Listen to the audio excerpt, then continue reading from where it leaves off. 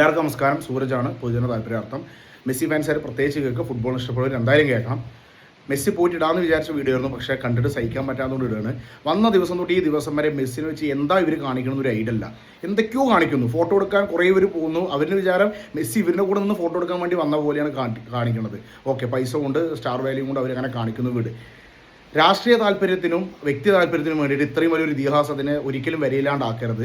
ഇത്രയും കാലം അദ്ദേഹത്തിന് ഒരു റെസ്പെക്ട് ഉണ്ടായിരുന്നു, പക്ഷേ ഇന്ത്യയിൽ വന്നതോടുകൂടി പേഴ്സണലി എനിക്ക് ആ റെസ്പെക്ട് പോയി. അതുകൊണ്ട് എനിക്ക് ഇഷ്ട പ്ലെയറായ ക്രിസ്ത്യാനോ റൊണാൾഡോ ഇന്ത്യക്ക് വരാണ്ടിരിക്കുന്നതാണ് നല്ലതെന്ന് ഞാനിപ്പോൾ പ്രാർത്ഥിക്കുന്നു. മെസ്സിനെ ഇഷ്ടമല്ല എന്നല്ല, മെസ്സിന് ഒരു റെസ്പെക്റ്റ് തന്നെയാണ്.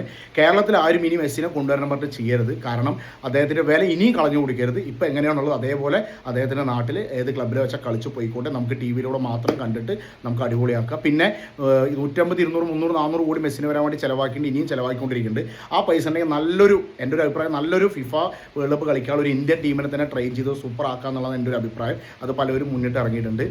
സോ ഒരു അപേക്ഷയാണ്, രാഷ്ട്രീയം കളിക്കരുത്. രാഷ്ട്രീയം കളിച്ചോളൂ, രാഷ്ട്രീയം കളിക്കേണ്ടവിടെ. ഈ കാര്യത്തിൽ നിന്നും രാഷ്ട്രീയം കളിക്കരുത്. ഓക്കെ, ഇതൊരു അപേക്ഷയായിട്ട് കണക്കാക്കുക.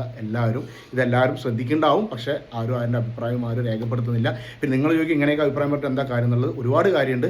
സോഷ്യൽ മീഡിയയിലൂടെ അവരവൻ്റെ അഭിപ്രായം പ്രകടിപ്പിക്കുന്ന കാര്യങ്ങൾക്ക് അതാത് രീതിയിലുള്ള മാറ്റങ്ങൾ വരുന്നുണ്ട്. അത് പ്രതികരിക്കേണ്ടതെന്ന് മനസ്സിലാവേണ്ടവർക്ക് മനസ്സിലാവുമ്പോൾ അതിനനുസരിച്ചുള്ള മാറ്റങ്ങൾ വരുന്നുണ്ട്. അപ്പോൾ നിങ്ങളും പ്രതികരിക്കുക, കമൻ്റായിട്ട് രേഖപ്പെടുത്തുക എല്ലാ കാര്യങ്ങളും. Okay, by.